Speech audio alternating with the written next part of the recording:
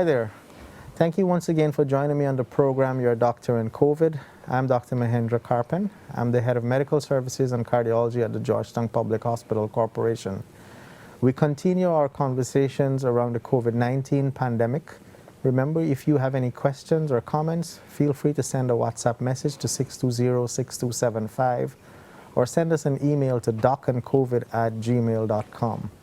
Today we continue to speak with Dr. Tracy Bovell, an emergency medicine specialist attached to the Georgetown Public Hospital Corporation, but also the key physician at the Lilliandale Ocean View COVID facility that looks after the majority of our quite sick COVID-19 patients now. Welcome again, Dr. Bovell, to continue our conversations. Thank you very much, Dr. Carpen. Thank you for having me. We are very pleased and very honored that you could be here. Someone of your talent, someone of your experience, and your knowledge and expertise in this field. We are very privileged to have you speak with our listeners and viewers here today. You are from Vreeden Hoop.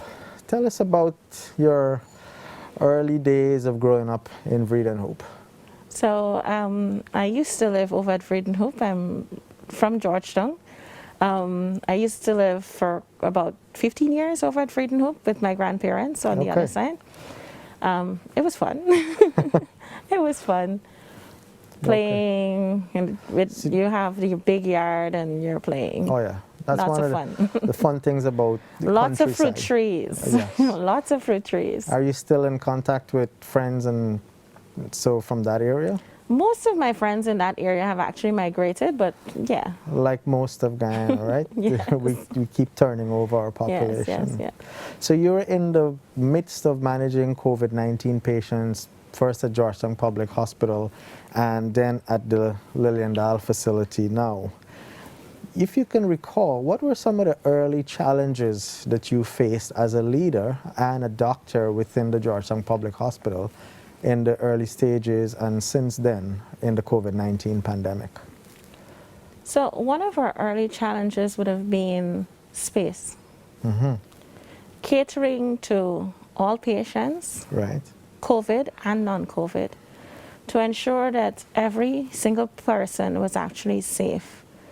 It was actually enabling, we were trying to ensure that all persons that needed intensive care or a higher level of care, because essentially when we started, our ICU was not just seeing only intensive care patients. They were seeing anybody that became unstable. Right. And were suspected for COVID. Now it's a little different, but initially that's how we started. Once you were very, very sick, we would be putting you in the intensive care units initially. Okay. And so that space of catering to all of the patients, who needs oxygen, who doesn't need oxygen, who needs a HEPA filter. So catering for new equipment that you needed to get at the spur of the moment, because you now realize that you need HEPA filters now to protect your staff. Well, we had realized it before, but it's not everything that was in the country at that time. Right. Because remember, in a pandemic, you're not the only country that needs that equipment. Of course. So the competition was pretty, it's pretty stiff. So I guess one of the major things was looking after space. And then another thing that we had was our staff. You remember, every person has their own family. Right. And so once you have the unknown, people are not willing to always volunteer to see the unknown. Right. And so you had a limited amount of persons that were willing to see COVID-19 patients initially. Then you also had persons with difficulties getting transportation. Mm-hmm. Because they assumed that everyone that worked at the hospital were COVID positive. Oh my. So they treated the staff differently. So those were some of the issues that you transportation, the drivers? Yes. Initially, we got calls about nursing staff being put out of vehicles because they realized they're nurses. The nurses used to change their clothing so that people wouldn't realize. When you go into a shop, people look at you differently. So there were those things as well. And they look at you differently when they come to hospital and need your help. No, when they come to the hospital, it's business as usual. Business as usual. Okay, so we then now have moved on to the Lilliandale facility. Yes. What do you think caused that move?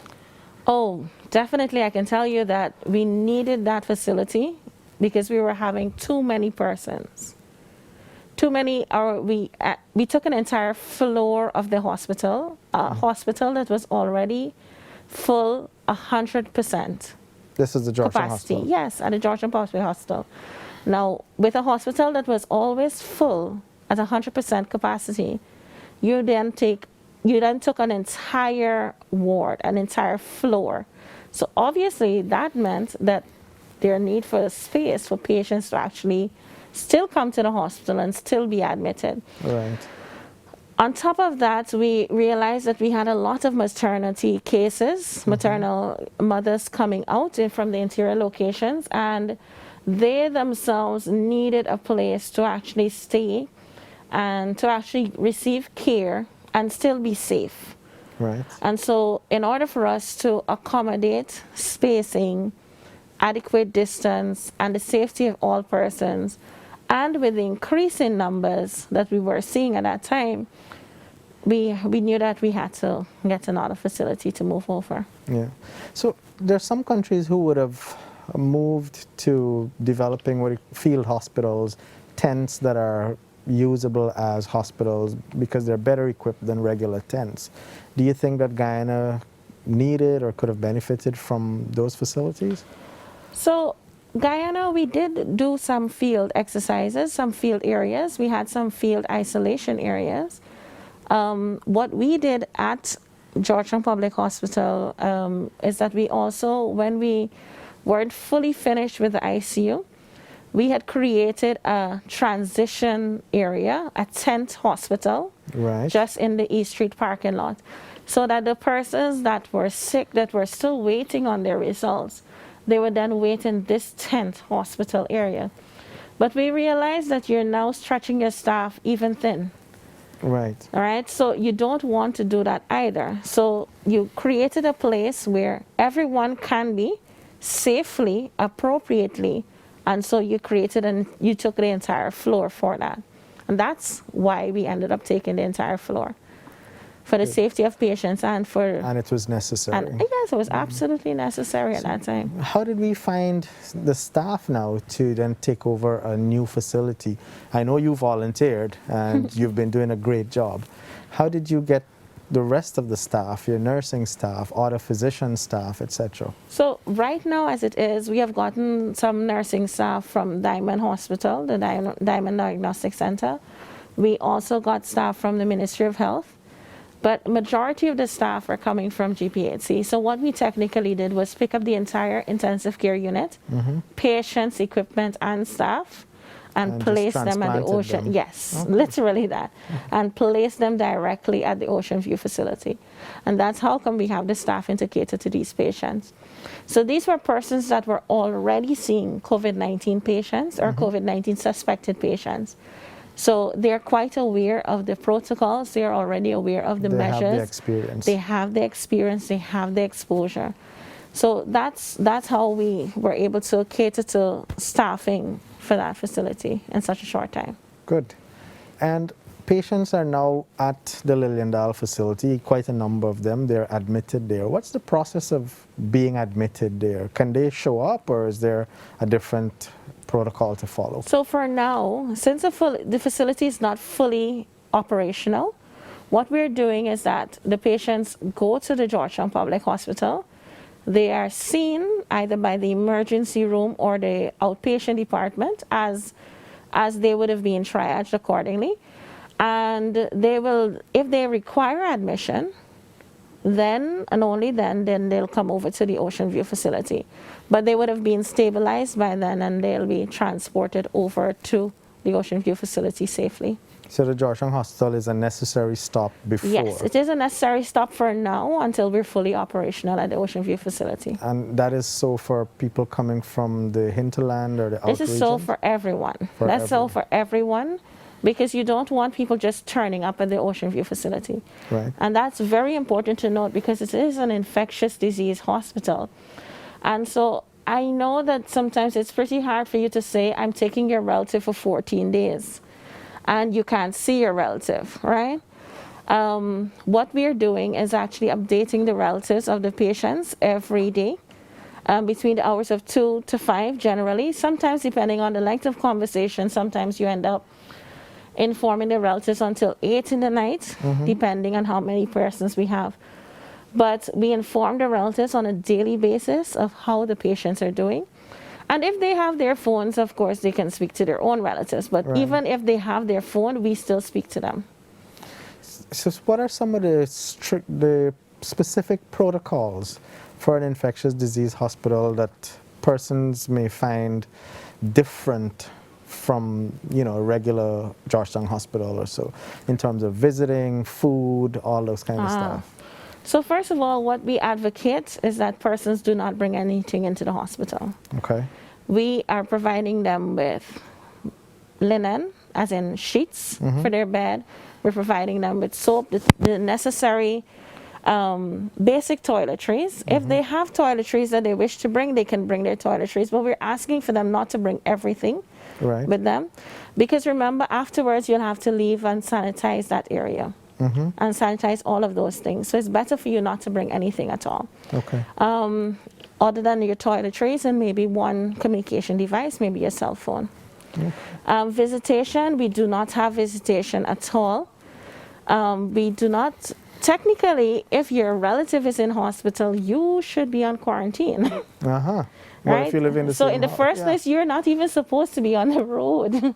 Right. But even if it is that you're a distant family, we're still not accepting visitors because it's an infectious disease hospital and you can get infected Right. by just coming to the hospital. Food, not a problem. Actually, I have patients actually telling me what they wish now.